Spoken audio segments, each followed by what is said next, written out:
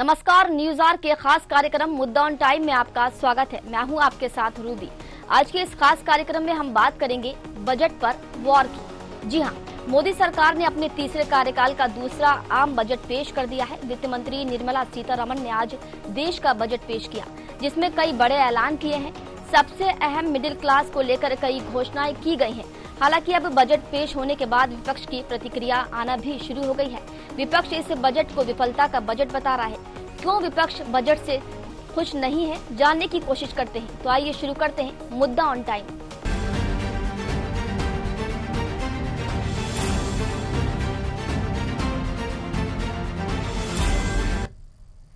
आज संसद ने वित्त मंत्री निर्मला सीतारमण ने बजट पेश किया। बजट में कई बड़े फैसले लिए गए। मध्यम वर्ग के लोगों के लिए सबसे बड़ा फैसला टैक्स पर लिया गया। अब 12 लाख तक के आय वाले व्यक्ति को टैक्स नहीं देना पड़ेगा। इनकम टैक्स पर बड़ा ऐलान करते हुए वित्त मंत्री निर्मला सीतारमण ने मध्यम वर्ग के लोगों के लिए और भी महत्वपूर्ण फैसले लिए हैं। साथ ही देश का आम बजट पेश करते हुए वित्त मंत्री निर्मला सीतारमण ने घोषणा की है कि वो अगले सप्ताह नया आयकर विधेयक लाएंगी, जिसमें आयकर को लेकर नई घोषणाएं हो सकती हैं। बहरहाल जैसे ही बजट पेश हुआ उसके बाद अब राजनीति बयानबाजी भी शुरू हो गई है। विपक्ष एक तरह इसको विफलता का बजट बता रहा है। विपक्ष पार्टी कांग्रेस का कहना है कि वित्त मंत्री ने इस बजट के माध्यम से देश के लोगों को ठगने का काम किया है। वहीं पूर्व मंत्री धनेंद्र साहू भी केंद्र सरकार को घेरते हुए नजर आए। उन्होंने कहा कि विकसित भारत की बात करते हैं, लेकिन ये बजट निराशाजनक बजट है।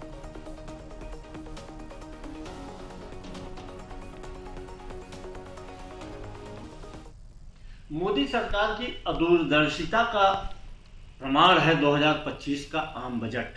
वित्त मंत्री ने इस बजट में देश की जनता को ठगने का काम किया है। यह बजट देश की अर्थव्यवस्था के लिए घोर निराशाजनक बजट साबित होने वाला है। इस बजट में किसानों के लिए उनकी उपज की समर्थन मूल्य की गारंटी के लिए कोई प्रावधान नहीं है।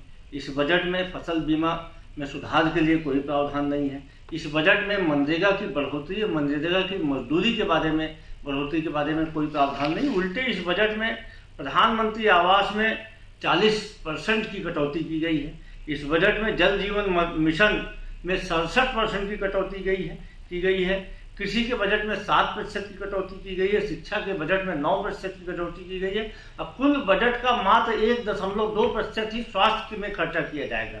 मतलब आम आदमी के स्वास्थ्य के बारे में इस बजट में कोई भी ख्याल नहीं रखा गया है। शहरी विकास के बारे में इस बजट में पिछले बजट की अपेक्षा 28% की कटौती की गई है। साथ ही ग्रामीण विकास के बारे में लगभग उतनी ही 22% की कटौती की गई है। इस बजट में पेट्रोलियम पदार्थों के दामों में राहत देने के लिए कुछ भी नहीं किया गया है, जबकि पेट्रोलियम पदार्थ के दाम 2014 की अपेक्षा 2025 में आधे से कम है क्रूड ऑयल के दाम। तो पेट्रोलियम पदार्थ में लगने वाले टैक्स में छूट दी जा सकती थी, एक्साइज ड्यूटी में छूट दी जा सकती, लेकिन इस बजट में उसका भी कोई प्रावधान नहीं किया गया है। मोदी सरकार की प्राथमिकता में जन कल्याणकारी योजनाएं है ही नहीं। बहुत उम्मीद थी इस बजट से, क्योंकि केंद्र सरकार लगातार विकसित भारत का नारा दे रही है, लेकिन घोर निराशाजनक यह बजट है। आज उस दिशा में इस बजट से कहीं कोई परिलक्षित नहीं होता है। आज पूरी तरह से किसानों और गरीब और मजदूरों के लिए इस बजट में कुछ भी नहीं है। सिर्फ जो इनकम टैक्स के पेई हैं, जो उनके दायरे में आते हैं 12 लाख रुपए तक के, उसमें जो टैक्स के छूट दे देने से इस पूरे इतने बड़े देश में आज जिनकी संख्या कितनी प्रतिशत है जो टैक्स पेई लोग हैं, और शेष लोगों के लिए इससे कोई भला होने वाला नहीं है। ठीक है, मानता हूं इससे कुछ प्रतिशत लोग लाभान्वित होंगे, लेकिन यही सब कुछ नहीं है हमारे लिए। आज देश के किसानों के लिए जो लोग आज लगातार आंदोलन कर रहे हैं, आज उसको एमएसपी की मांग कर रहे हैं, आज सारे फसलों की एमएसपी को गारंटी की बात कर रहे हैं, उस पर ये सरकार आज अनदेखा कर रही है। और किसानों को कहीं सिर्फ एक तो यूरिया के प्लांट लगा देने से आज जो है उससे पूरा देश को भला नहीं हो जाने वाला है। किसान के आज सारे उत्पादन जो खर्च है वो बढ़ चुका है। आज उस पर जो है सब जितने भी कृषि उत्पाद हैं, जो उपकरण है वो जो लागत आती है जिसमें उसमें टैक्स में छूट देनी चाहिए, उधर उसको सरकार को कोई ध्यान नहीं है इस ओर।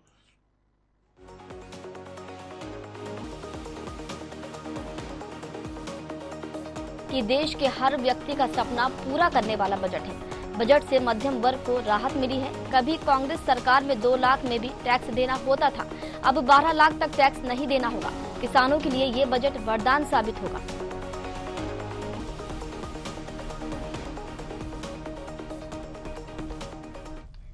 हर व्यक्ति का सपना पूरा करने वाला बजट है और इसके लिए मैं छत्तीसगढ़ की 3 करोड़ जनता के तरफ से हमारे देश के यशस्वी प्रधानमंत्री श्री नरेंद्र मोदी जी, देश के वित्त मंत्री श्रीमती सीतारमण जी और उनकी पूरी टीम को बहुत बहुत बधाई देता हूं, बहुत बहुत धन्यवाद देता हूं। और इस तरह का बजट भारतीय जनता पार्टी की सरकार ही प्रस्तुत कर सकती है और इस बजट ने मोदी जी के एक वचन को फिर से पूरा किया है। जैसे मोदी जी कहते हैं कि जिसे कोई नहीं पूछता उससे मोदी जी पूछते हैं, तो उनका ये कथन भी बिल्कुल सत्य होगा। इस बजट से इसमें मध्यम वर्ग को बहुत राहत दिया गया है। कभी कांग्रेस की सरकार में 2 लाख में भी इनकम टैक्स देना पड़ता था, लेकिन आज 12 लाख तक के इनकम में कोई टैक्स देना नहीं पड़ेगा। इससे मध्यम वर्ग को बहुत लाभ होगा, उनकी क्रय शक्ति भी बढ़ेगी और इससे प्रदेश और देश का आर्थिक बेहतरी भी होगा। तो देखिए, वित्त मंत्री निर्मला सीतारमण ने देश का आम बजट पेश कर दिया है। मुख्यमंत्री विष्णुदेव साय का कहना है कि इस बजट से मध्यम वर्गों को राहत मिलेगी, जबकि कांग्रेस का कहना है कि इस बजट से छत्तीसगढ़ के लोगों को कोई भी सीधा फायदा नहीं मिलेगा। इसमें महंगाई और बेरोजगारी कम करने का कोई भी रोड मैप तैयार नहीं किया गया। खैर, इसी मुद्दे पर आज हम चर्चा करेंगे। सीधे चर्चा पर चलते हैं। हमारे साथ कुछ मेहमान जुड़ चुके हैं। सबसे पहले आपका परिचय करा दूं तो बीजेपी नेत्री मिनी पांडे हमारे साथ जुड़ चुकी हैं। मिनी जी, बहुत बहुत स्वागत है आपका। कांग्रेस प्रवक्ता आशीष यादव हमारे साथ जुड़ चुके हैं। आशीष जी, आपका भी बहुत बहुत स्वागत है। और वरिष्ठ पत्रकार आर.के. शुक्ला हमारे साथ जुड़ चुके हैं। आर.के. शुक्ला जी, आपका भी बहुत बहुत स्वागत है। तो चर्चा की शुरुआत सबसे पहले मैं बीजेपी नेत्री मिनी पांडे जी आपके साथ करना चाहूंगी। सबसे पहले तो देश का आम बजट पेश हुआ है, आपकी एक छोटी सी प्रतिक्रिया इस बजट को लेकर जानना चाहूंगी। जय जोहार सभी को। देखिए, आज भारत सरकार का आम बजट पेश हुआ और मैं देश के यशस्वी प्रधानमंत्री और अपनी वित्त मंत्री जी को बहुत बहुत धन्यवाद देना चाहूंगी। छत्तीसगढ़ की सभी जनता की तरफ से, किसानों की तरफ से, युवाओं की तरफ से, महिलाओं की तरफ से, कि उन सबको ध्यान में रख करके ये बजट बनाया गया है और बहुत ही शानदार बजट पेश हुआ है। इसमें ज्ञान की बात हुई है, अब इसमें युवा वर्ग की बात हुई है, इसमें महिलाओं की बात हुई है, इसमें किसानों को बात हुई है। तो इस तरीके से इतना व्यापक रूप से बजट बनाया गया, हर वर्ग का ध्यान रखा गया है। आम नागरिक की जेबें भरने का बजट है ये। ठीक है, बड़ा इनकम टैक्स में छूट मिला हुआ है। तो मैं यशस्वी प्रधानमंत्री और निर्मला सीतारमण जी को बहुत बहुत धन्यवाद देना चाहती हूँ। ठीक है आशीष जी, इस पूरे बजट को लेकर आपकी प्रतिक्रिया चाहेंगे कि आप इस बजट को कैसे देखते हैं? बजट आया है वो कई लोगों के लिए निराशाजनक भी है। अगर मैं बात करूं तो किसानों के लिए इस पर कुछ भी नहीं है। साथ ही साथ जो है देश की कितनी पॉपुलेशन जो है 12 लाख रुपए सालाना कमा रही है, इस पर भी ध्यान देना चाहिए सरकार को। और सच्चाई ये है, आज की सच्चाई ये है कि जो पिछला बजट इनका था और केंद्र सरकार ने पिछले बजट में जो प्रोविजन रखे थे वो उसी में फेल हो गए। जो फंड अलॉटेड था एजुकेशन के लिए उसमें 600 करोड़ खर्च ही नहीं हो पाए। जो स्वास्थ्य के लिए था उसमें 1255 करोड़ खर्च नहीं कर पाए। ये माइनॉरिटीज के लिए 2140 का फंड रखा था उन्होंने उसमें से सिर्फ 800 करोड़ खर्च किए। और ओबीसी और इन सब चीजों की स्कॉलरशिप के लिए 1836 करोड़ फंड था, जिसमें से सिर्फ 1381 करोड़ फंड ही यूटिलाइज कर पाई केंद्र सरकार पिछली सीजन में। तो अब जो ये है स्वास्थ्य में और बढ़ाए और एजुकेशन में और बढ़ाए, ये बहुत अच्छी बात है और सकारात्मक पहल माना जा सकता है कि आप शिक्षा और स्वास्थ्य में बढ़ा रहे हैं। पर लेकिन आपका जो एग्जीक्यूशन का ढांचा है, जो क्रियान्वयन हो रहा है, उसमें आप पिछले बार तो जो है हजारों करोड़ खर्च कर पाए नहीं। अब बजट बढ़ाने के बाद उसको किस तरीके से धरातल पर उतार पाएगी केंद्र सरकार, ये भी देखने वाली बात होगी। और साथ ही साथ जो किसानों की बात है, और वो किसानों के लिए कुछ दिखता ही नहीं इसमें। आप डेटा निकालिए, 98% लोग जो हैं वो 12 लाख से कम कमाते हैं इंडिया में। मतलब अगर मैं पर एनम सैलरी की बात करूं तो सिर्फ और सिर्फ 8% लोग हैं, 92% ऐसे लोग हैं जो स्लैब में ही नहीं आते, जिसमें रिलैक्सेशन देने का काम निर्मला सीतारमण जी ने किया है। ठीक है, ठीक है आशीष जी, लौटेंगे आपके पास। हमारे साथ आर के शुक्ला वरिष्ठ पत्रकार भी जुड़े हुए हैं। आर के जी, ज्ञान पर ध्यान, मिडिल क्लास पर भी मेहरबान, फिर भी विपक्ष परेशान और हैरान। आपकी पहली प्रतिक्रिया चाहेंगे इस बजट को लेकर? देखिए, यहाँ सवाल पक्ष का या विपक्ष का नहीं है।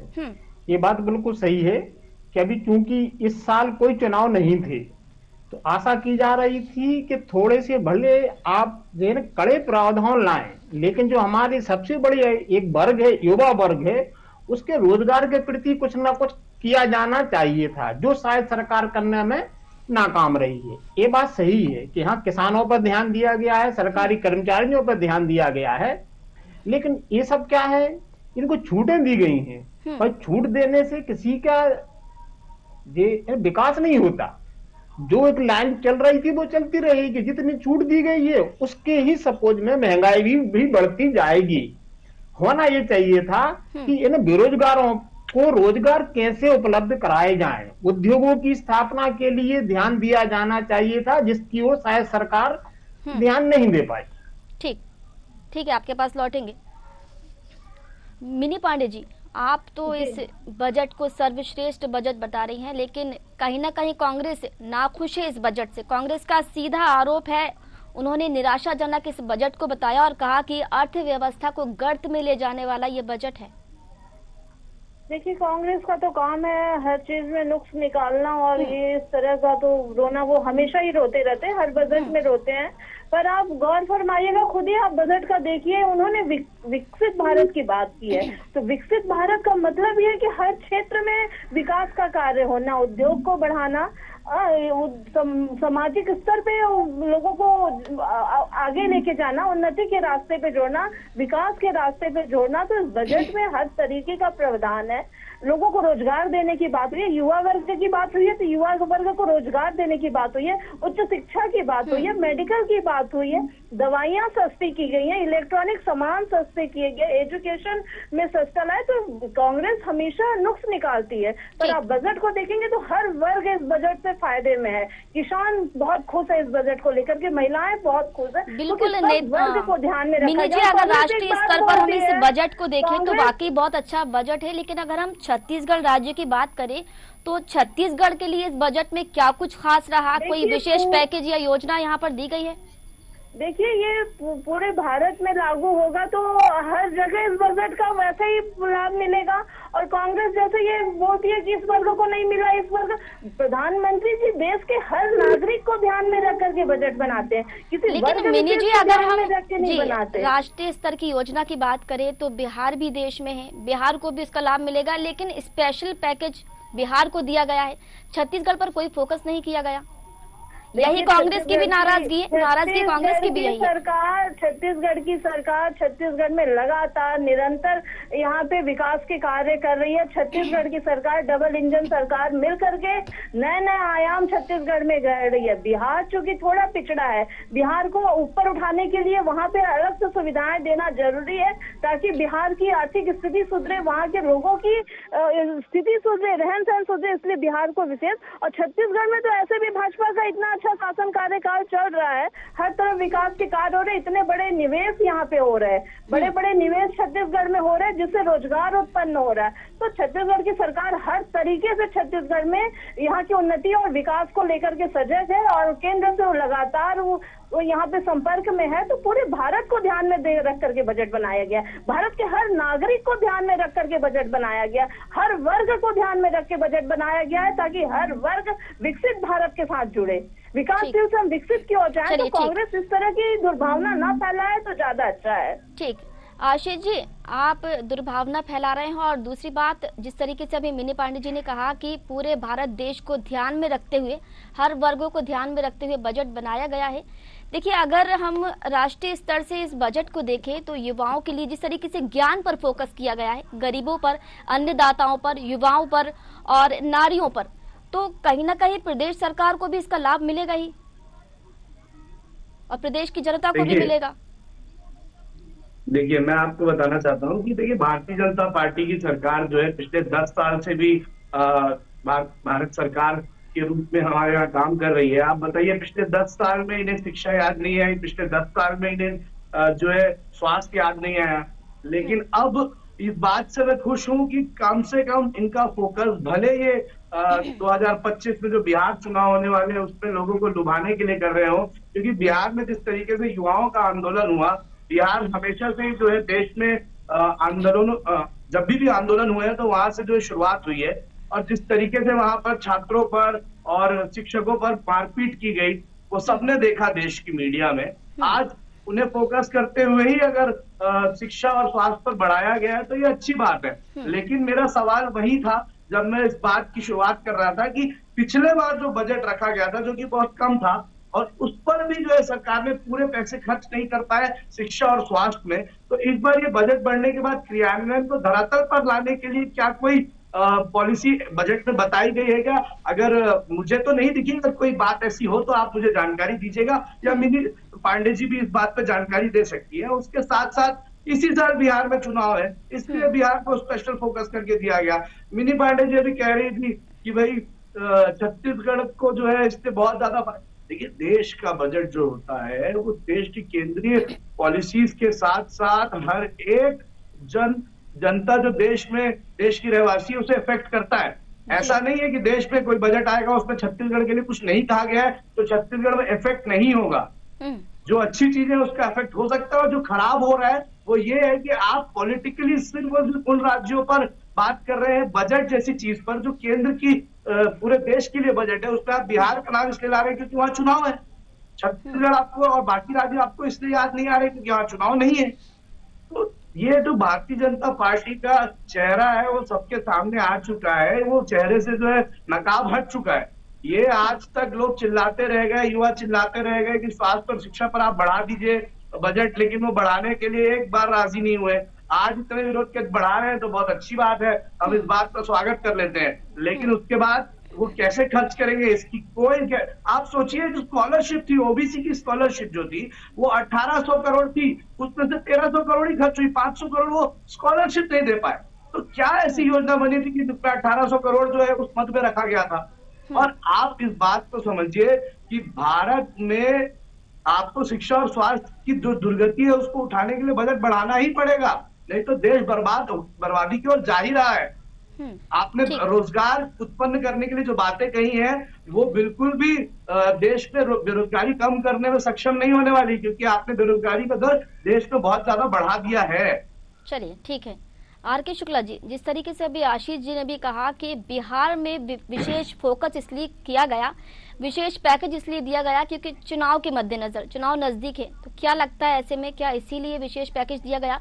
क्योंकि छत्तीसगढ़ राज्य को कोई सीधी योजना, कोई सीधा पैकेज यहाँ पर नहीं दिया गया है। देखिए, यहाँ पर दो चीजें हैं। पिछले 10-15 साल से जो भी केंद्र सरकार का बजट आ रहा है, निश्चित रूप से वो किसी पर्टिकुलर राज्य के हिसाब से डिजाइन नहीं किया जाता है ना। एक विकसित भारत की उनकी स्कीम है, उसके हिसाब से पूरा बजट को डिजाइन किया जाता है, एक बात बिल्कुल सही है। रहा सवाल बिहार का, भारतीय जनता पार्टी भी राजनीतिक दल है, उन्हें चुनाव जीतना है, बिहार में चुनाव आ रहे हैं तो बिहार पर स्पेशल फोकस किया गया है, इससे इनकार नहीं किया जा सकता। मेरा प्रश्न अलग था, मेरा ये है कि सिर्फ छूट देने से, रियायतें देने से विकसित भारत की कल्पना मुझे नहीं लगता कि समय पर पूर्ण की जा सकती है। विकसित भारत के लिए प्रोडक्शन चाहिए, जब प्रोडक्शन होगा, हमारा अपने देश में प्रोडक्शन होगा, तब कहीं जाके लोगों को रोजगार मिलेगा, संसाधनों का उपयोग हो पाएगा। सिर्फ और सिर्फ रियायतें देने से, जैसे कि किसान निधि में आपने बढ़ाया, स्वागत योग्य कदम है, किसानों के हित में है। 2000 रुपए ज्यादा मायने नहीं रखते, लेकिन फिर भी हाँ कुछ ना कुछ मदद भी होगी। सरकारी कर्मचारियों को जो टैक्स स्लैब में छूट दी है वो भी स्वागत योग्य कदम है, लेकिन ये सब रियायतें हैं, है ना। प्रोडक्शन की ओर फोकस नहीं किया गया। जब तक हमारे देश में प्रोडक्शन बेस्ड बजट नहीं आएगा तब तक बेरोजगारी दूर नहीं हो पाएगी। जो एक बहुत बड़ी समस्या है, रियायतें देने से बेरोजगारी का कोई लेना देना नहीं है। ठीक है मिनी पांडे जी, जिस तरीके से आरोप लग रहे हैं कि अभी आशीष जी ने भी बोला कि जो बिहार है, बिहार को पैकेज दिया गया है, इसलिए दिया गया है कि वहां पर चुनाव के मद्देनजर उसको इसलिए फोकस किया गया है, लेकिन छत्तीसगढ़ में कोई ऐसी विशेष योजना, विशेष पैकेज नहीं दिया गया। और जो बजट पेश किया गया है उसमें जो छत्तीसगढ़ में एम्स प्रोजेक्ट है वो काफी टाइम से अटका पड़ा हुआ है, उसके लिए भी कोई प्रावधान नहीं रखा गया। देखिए, विकास की जब बात होती है तो पूरे भारतवर्ष में उसमें सम्मिलित हो जाता है, और इस तरह की बातें मिथ्या है। भारतीय जनता पार्टी या प्रधानमंत्री जी जो भी बात कहते हैं उसको पूरा करने की क्षमता भी वो रखते हैं। कोई भी योजना बनाते हैं तो उस योजना को क्रियान्वित करने की क्षमता भी प्रधानमंत्री जी रखते हैं। तो हर चीजों को ध्यान में रख करके बनाया गया है, और छत्तीसगढ़ में ऐसे भी हर तरफ विकास हो रहा है और पूरे देश में एक साथ विकास की धारा से जुड़ेगी। कोई एक अलग अलग राज्य नहीं है, क्योंकि बिहार थोड़ा पिछड़ा राज्य है। बिहार को आगे ले जाना बहुत जरूरी है, वहाँ के लोगों को आगे उठाना बहुत जरूरी है, इसलिए वहाँ पे ध्यान दिया गया है। और बजट को, इनको तो सर्वसम्मान अपनाना चाहिए इस बजट को, कि इस बार लोगों की जेबें भरने का बजट है, आम नागरिक का बजट है, किसानों का बजट है, महिलाओं का बजट है। तो इस तरीके का विरोधाभास न करते हुए, बिल्कुल मीनू जी, आप तो सर्वश्रेष्ठ बजट इसे बता रही हैं, सराहना कर रही हैं, लेकिन विपक्ष का आरोप है कांग्रेस का कि झूठे वादे और खोखले दावे का बजट है ये। देखिए, ये कांग्रेस की परिपाटी है, झूठे वादे करना कांग्रेस की परिपाटी है, और उससे ऊपर नहीं पा रहे ये कांग्रेस की। ये अपना घोषणा पत्र देख लें, ये अपनी बात है। भारतीय जनता पार्टी का बजट है, प्रधानमंत्री जी का बजट है, और कोई भी ऐसा चीज मैंने कहा ना, वो हर चीज को क्रियान्वित करने की क्षमता रखते हैं। इसलिए कोई भी योजना या कोई भी चीजें लाते हैं प्रावधान, तो उसको पूरा करने की क्षमता भारतीय जनता पार्टी रखती है, प्रधानमंत्री जी रखते हैं, और पूरा भारत इस विकसित बजट के साथ आगे बढ़ेगा। आलोचना और विरोधाभास विपक्ष दलों का काम है, तो वो बोलते रहेंगे इस बात को, पर आप खुद देखिएगा ये बजट से लोगों को क्या फायदा मिलेगा। हर वर्ग खुश है, कांग्रेस को छोड़ के हर वर्ग देश का खुश है। ठीक, हर वर्ग। आशीष जी, बड़ा आरोप लग रहा है कि झूठे वादे, खोखले दावे करना कांग्रेस की परिपाटी है, शायद इसलिए कांग्रेस पिछड़ गई है छत्तीसगढ़ में। मैं इस बात को बिल्कुल भी जो है सिरे से नकारता हूँ जो इन्होंने आरोप लगाया है। मैं इनसे तब तक सवाल पूछ रहा था, इन्होंने बढ़िया भाषण दिया कि मोदी जी ये कर लेते हैं, मोदी जी ने जो कहा वो कर दिया है, मोदी जी ने 15 लाख रुपए हमारे अकाउंट में डाल दिए हैं, मोदी जी ने 2 करोड़ रोजगार दिया था 10 साल से।